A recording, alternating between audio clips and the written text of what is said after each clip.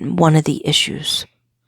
Another issue could have been that he knew the wife, the mother, and the stepfather knew that Sebastian was going to be moving in with the father, the real biological father, come the end of the year when the summer was out. And that meant that she was no longer going to get the custody money, that she would have to pay him, her ex-husband, custody money, because whoever the kid lives with, the other person has to pay money. Okay. So I just feel like where'd they put him?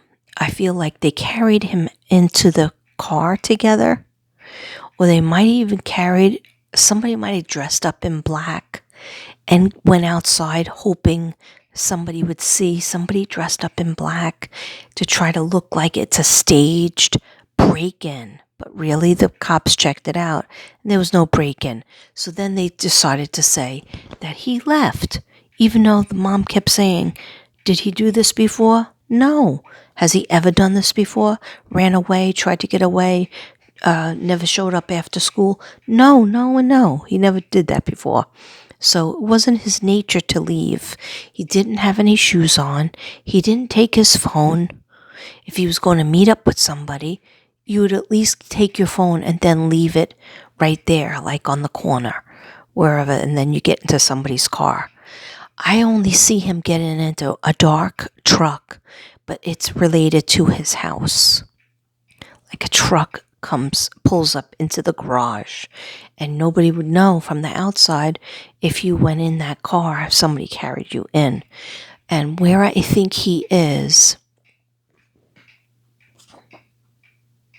a couple of my subs had emailed me Highway 412. And what did I think about it? I do feel hot on it. If it's on his way to Memphis or anything to do with his job, he's not going to just leave the kid, anywhere near his job, because then that would indict him. But he's going to pretend that he's going back to work. And he did go back to work. He went back to work legit. After it was all taken care of and cleaned up, that's when the mom called. So this could have happened at 10 o'clock at night, 9:30 at night. She gets on the phone. Something terrible happened. You're going to have to help me. Please help me. Please help me. Please help me. Like I hear her saying it over and over, like in a manic state. She's in a manic state.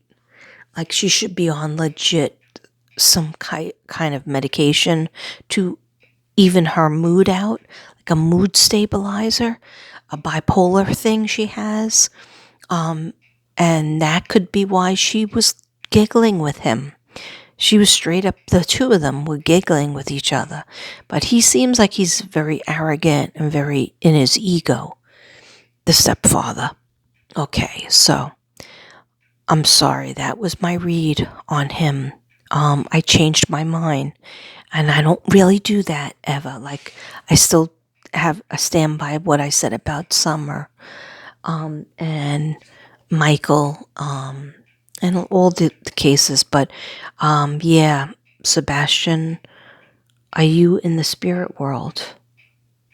Now, I just felt like my head being tingly.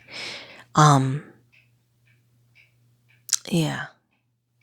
Like I didn't do the dowsing rods on it because I did the dowsing rods the first time, and I kept saying, yes, he's alive. Yes, he's alive.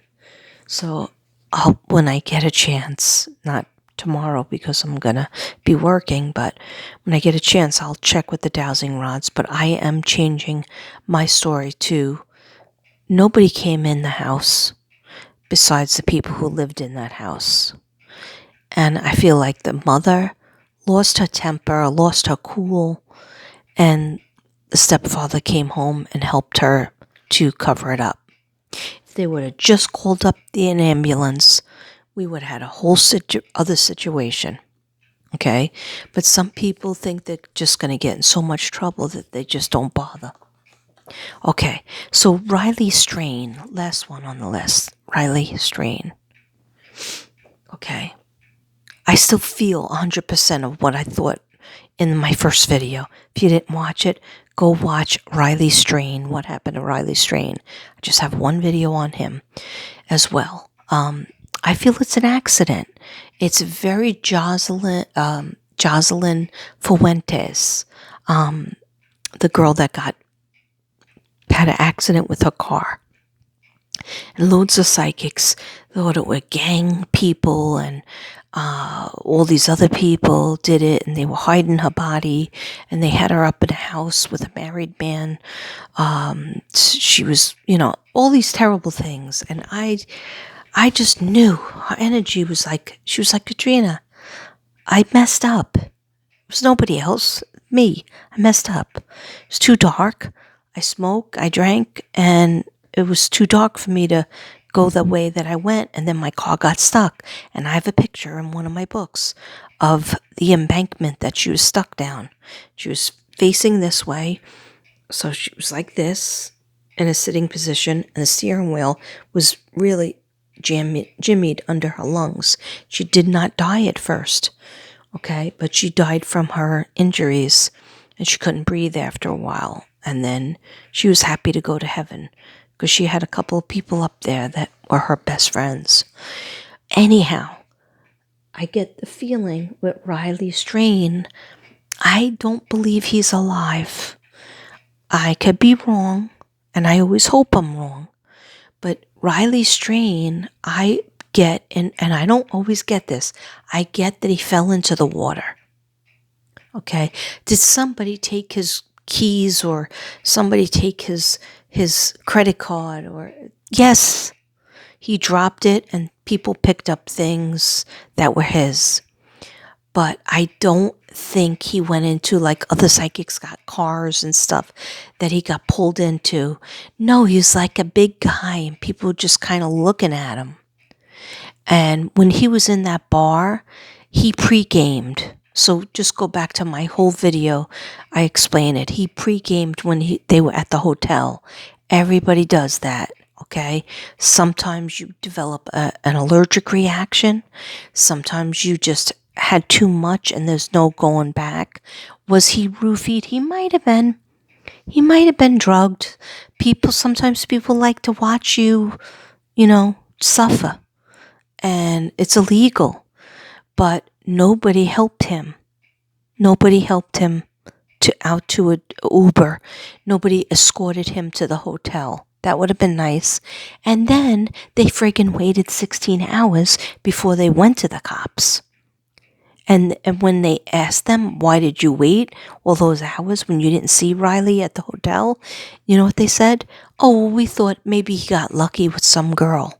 But you saw him drunk off his butt, walking in all the wrong places. And you did not think that maybe he was sick? How is he going to get with a girl or get with anybody if he's that ill that he can't even find his way home? They have footage of him looking at a bus stop and putting something into his phone. Say his hotel was called Tempo Hotel, right? But he put in Temp Hotel, and that was a different place because he was so drunk and inebriated. So he went the opposite area. When he got out of the bar, they made him go out the back door. And when he got out the back door, he thought it was in the front of the place. So he knew that when he first came in, his hotel could be 12 minutes to the right. Instead, he went to the left. And he couldn't find his way. Okay, so I feel pretty strongly they're going to find him in the water. People think he's been trafficked. People think, and again, like this isn't an ego trip with me. I could be wrong, right? He could be, I'm going to give you what I feel. I don't see him getting into the car. Some people saw him getting into the car saying, thank you so much, you're taking me to my hotel. Okay, that could have happened because there was a car kind of following him. But what I see him is over by the second metal. And needing to use the bathroom. I feel like he already threw up on his shirt or spit up a little bit, that he took that shirt off.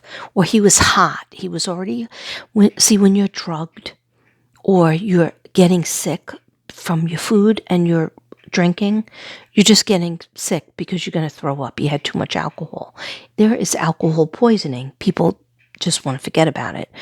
But alcohol poisoning, all of a sudden you're cold, all of a sudden you're hot, all of a sudden you feel claustrophobic, and then the best thing to do is to throw up. But it was too late because all the alcohol was absorbed into his system. He only got one drink in that bar and then 2 bottles of water. By the time he got the water in his system, they were probably having shot after shot after shot. And that's just way too much for his system. Especially, he was a skinny guy. And especially if he's not used to that much drinking. Okay? Like when you're drinking beer or wine, that's light. When you start drinking the liquor, heavy stuff, that's a whole other ball game. So I feel they will find him in the water.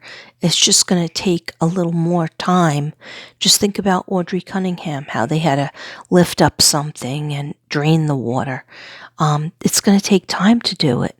But I feel like he's in that area somewhere, stuck underneath something. Maybe not necessarily fully immersed in the water, but sort of stuck like under a bridge cove or a cave, but mud and metal. But then here's the water. Like here's the water. I should have drew a picture of it. Here's the water, river. And then I think it's called the Cumberland River. And then the metal things over there. Okay. So, but a lot of people disagree and think, oh, definitely he's not in the water. So again, I could be wrong.